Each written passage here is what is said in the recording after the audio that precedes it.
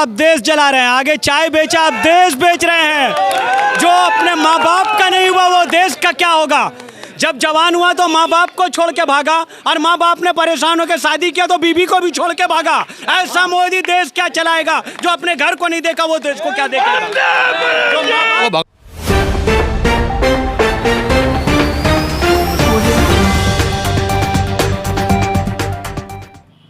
आदाब दोस्तों, इस वक्त मैं वेस्ट बंगाल के पिलखाना 16 नंबर वार्ड में मौजूद हूँ।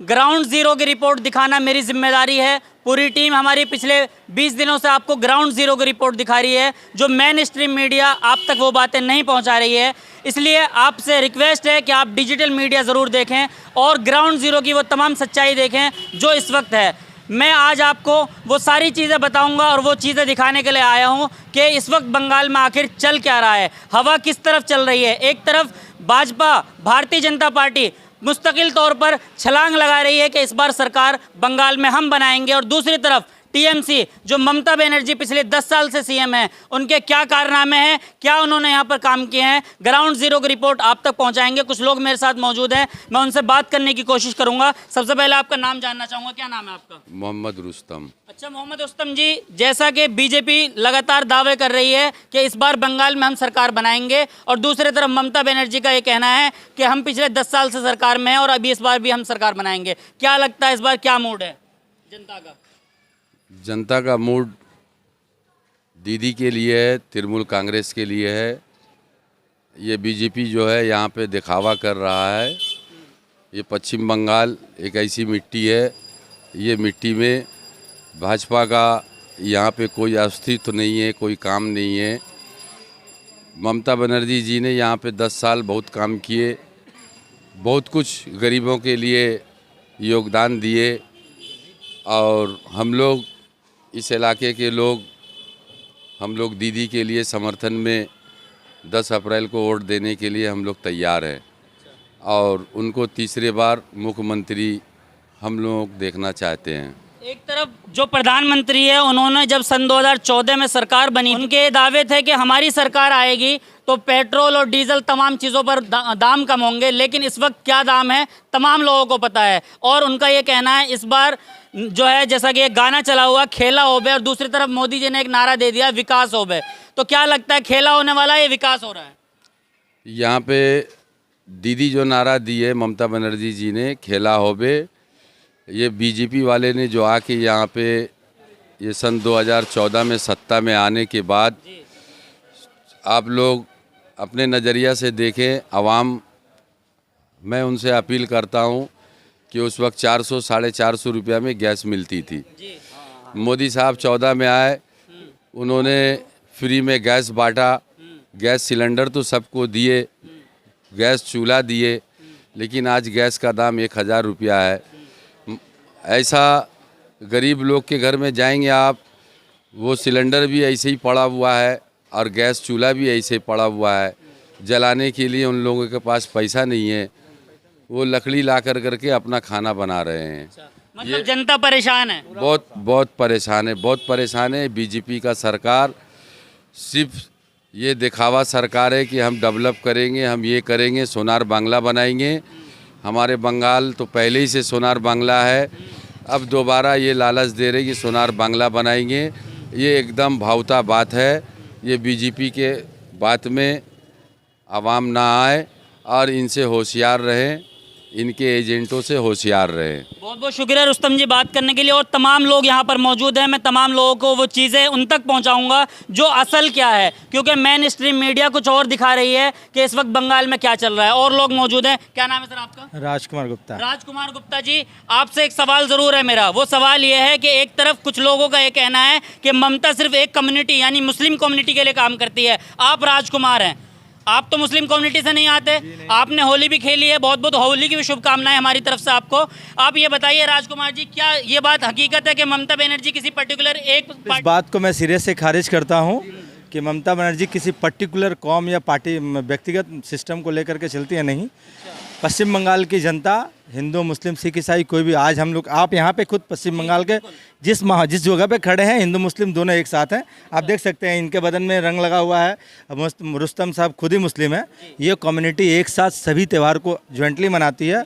रहा सवाल इस इलेक्शन में भाजपा द्वारा चलाया गया जो भी षड्यंत्र है, जैसे कि अभी मैंने कुछ दिनों मैनिफेस्टो में पढ़ा कि भाजपा पश्चिम बंगाल में आएगी तो घर के एक सदस्य को नौकरी देगी, सरकारी नौकरी देगी। मैं भाजपा से पूछना चाहता हूँ, माननीय प्रधानमंत्री, हमारे सम्मानित प्रधानमंत्री, उनसे पूछना चाहता हूँ कि ये जो राजनीति कर रहे हैं आपकी जिस स्टेट में सरकार है, खुद आपकी दिल्ली में सेंट्रल में जो सरकार है, आपने किसी एक बंदे को नौकरी दिया हो, परिवार तो दूर की बात है, ठीक है, किसी भी एक जन को नौकरी दिया हो तो आप हमारे सामने लेके आए। देश की जनता, पश्चिम बंगाल की जनता जानना चाहती है।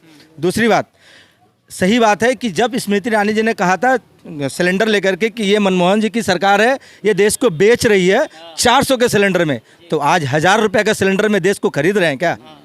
आम जनता ये सवाल पूछती है। पश्चिम बंगाल की जनता को जो मूर्ख बना रहे हैं बीजेपी, भारतीय जनता पार्टी सिर्फ और सिर्फ मूर्खतों की राजनीति करती है और सिर्फ ढकोसलेबाजों के चक्कर में पड़ के जनता इस सिस्टम को ना बदले। ममता बनर्जी को पूर्ण बहुमत दे करके मैं भी पर्सनली पश्चिम बंगाल की जनता से दरखास्त करता हूं कि कौम वगैरह कुछ भी नहीं है, ये सीधी सीधी बात है। आज हम भी आपसे पूछना चाहते हैं, मीडिया के नुमाइंदे हैं, राम रहीम करके किस इंसान को फ़ायदा पहुंचा रहा है? किस इंसान को? हम यहाँ राम और रहीम दोनों ही हैं। क्या हम राम बोलेंगे तो ममता बनर्जी को वोट नहीं दे सकते? ये रहीम बोलेंगे तो हमारे समर्थन में नहीं है? हमारे इस सिर्फ कौम को बदनाम करने की साजिश चल रही है बीजेपी की और कुछ नहीं। इस देश को आज सरकारी सारे तंत्र बिक चुके हैं। किसको सरकारी नौकरी देंगे? किस डिपार्टमेंट में देंगे? Rail cell, BP cell, each and every will be cell. तो आप किसको दे रहे हो? यहाँ तक कि आपने 560 करोड़ रुपए के लिए एयर इंडिया को बेच दिया, आप किसको बोल रहे हो? शर्म आनी चाहिए ऐसे घटिया प्रधानमंत्री को, छी ऐसे प्रधानमंत्री को जो हमने अपने देश में पाया है। देखिए, ये लोग जो हैं, तमाम इन लोगों के अंदर गुस्सा और आक्रोश है। और भी यहाँ पर नॉन मुस्लिम लोग हैं, इनसे मैं जानना चाहूँगा। बीजेपी जिस वक्त आई थी उसका एक वादा था, उन्होंने कहा था हवाई चप्पल वालों को हम हवाई जहाज मोड़ाएंगे, जबकि हवाई जहाज बिक चुका है। क्या कहेंगे आप? मोदी सरकार जो है, जो बोलते हैं कि हम चाय बेचते थे, 30 साल चाय बेचे, 20 साल भिक्षा मांग के अपना जीविका चलाएं, वो 10 लाख का सूट पहन रहे हैं, वो गरीब को क्या देखेंगे? वो 10 लाख का, उनका सूट का दाम 10 लाख रुपया है। आज हमारी ममता बनर्जी 25 रुपया का हवाई चप्पल पहन के चलती है। ममता बनर्जी का टक्कर प्रधानमंत्री मोदी नहीं दे सकते, कभी जिंदगी में उनका टक्कर नहीं दे सकते मोदी। वो जुमलाबाज की सरकार है, मोदी सरकार झूठाबाज सरकार है, वो एक नंबर का झूठा सरकार है। तो मतलब मोदी जी पे भरोसा नहीं है? एकदम पूरा 100% भरोसा नहीं है। मतलब ये आप ये कह रहे हैं कि बंगाल की जनता जो वो बहकावे में नहीं आएगी? नहीं आएगी। हम लोग का सरकार बनेगा, 200 का प्लस सीट आएगा, 200 का प्लस सीट आएगा। ममता बनर्जी, ममता बनर्जी, केला हमें, केला हमें, केला हमें, गौतम चौधरी। ये देखिए, लोगों का ये कहना है कि इस बार तीसरी मर्तबे जो है फिर ममता बनर्जी की सरकार बनने जा रही है। एक बोर्ड सामने लगा हुआ है, इस पे लिखा है किसी ने कसर न छोड़ी तुझे मिटाने में, खुदा खुद मुहाफिज रहा तेरा हर जमाने में। मतलब एक तरफ से मतलब लोगों का ये कहना है कि ममता बनर्जी को जो है मिटाने की कोशिश की जा रही है, लेकिन जिसका खुदा मुहाफिज है उसे कोई नहीं मिटा सकता। और भी लोग मौजूद हैं मेरे साथ, उनसे भी बात करने की कोशिश करूंगा। कुछ युवा भी मौजूद हैं। जी, किसकी सरकार बनने जा रही है? ममता बनर्जी, टीएमसी। तीसरी बार फिर मौका? ममता, हाँ, सीएम बनेगी या बनेगी। और मोदी तो कुछ नहीं किया। मोदी तो अमित शाह वो है, एक नंबर चोर है, चोर तरी पार है। कोई लायक का सरकार नहीं है। ये बंगाल में उसके लिए जगह नहीं है, वो बंगाल में कभी आवे नहीं। हाँ, बंगाल में नहीं, उसके लिए जगह है ही नहीं बंगाल में। अच्छा, मोदी जी ने चूल्हा जलाया, अब देश जला रहे हैं। आगे चाय बेचा, अब देश बेच रहे हैं। जो अपने माँ बाप का नहीं हुआ वो देश का क्या होगा? जब जवान हुआ तो माँ बाप को छोड़ के भागा, और माँ बाप ने परेशान होकर शादी किया तो बीबी को भी छोड़ के भागा। ऐसा मोदी देश क्या चलाएगा? जो अपने घर को नहीं देखा वो देश को क्या देखेगा? आपका नाम जानना चाहूंगा, क्या नाम है आपका? राकेश सिंह। अच्छा राकेश जी, आप एक बात बताइए। एक तरफ इल्ज़ाम लगाया जा रहा है कि ममता बनर्जी वो पर्टिकुलर किसी एक कम्युनिटी को सपोर्ट करती है। आप राकेश सिंह हैं, आप पिछले 10 साल से देख रहे हैं ममता बनर्जी सरकार में। आप क्या सेफ नहीं है? आप खतरे में समझ रहे हैं अपने आप को जो मोदी जी के वादे में आ रहे हैं? नहीं नहीं, ऐसी कोई बात नहीं। हम 100% सेफ हैं। अच्छा। और जैसे हम उसी तरह रहना चाहते हैं। अच्छा। मोदी सरकार, हमारे दो की सरकार है, अमित शाह मोदी और अंडारी अबानी, उससे वही मतलब है और किसी से मतलब नहीं है।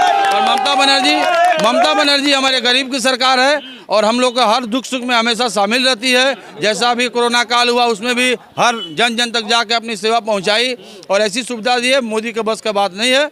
मोदी बस पैसे वाले की सरकार है और पैसों के लिए ठीक है, हम लोग के लिए ममता बनर्जी ठीक है। राकेश जी, मोदी जी ये कह रहे हैं कि यहाँ पे अगर हमारी सरकार बनती है तो घर घर के एक लोगों को तो हम सरकारी नौकरी देंगे, सुनार बांग्ला बनाएंगे। तो क्या मतलब बहकावे में नहीं आएंगे? पूरा कहाँ से बहकावा में आएंगे? पूरे देश में तो नौकरी दे ही दिए। बिहार में बोले हैं लाखों लाख नौकरी देंगे, कहाँ दिए? किसी को दिए? सवाल पैदा नहीं है। वो हम लोग को बांटना चाहते हैं। जब हम लोग को भगवान अल्लाह नहीं बांटेंगे तो वो क्या बांटेंगे? जब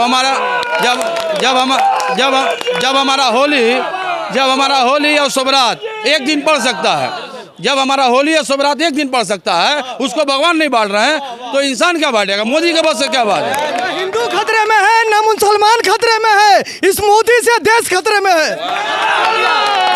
वाह, राकेश जी ने आज मेरा खुद का दिल जीत लिया। राकेश जी ने कहा जब शबे बारात और होली भगवान एक साथ भेज सकता है तो हम यहाँ पर हिंदू मुस्लिम एक साथ मिलकर रहेंगे और तीसरी मर्तबा ममता बनर्जी की सरकार हम बनाएंगे। कैमरा पर्सन गुफरान के साथ मैं मोहम्मद जफर, NHO आवाज़।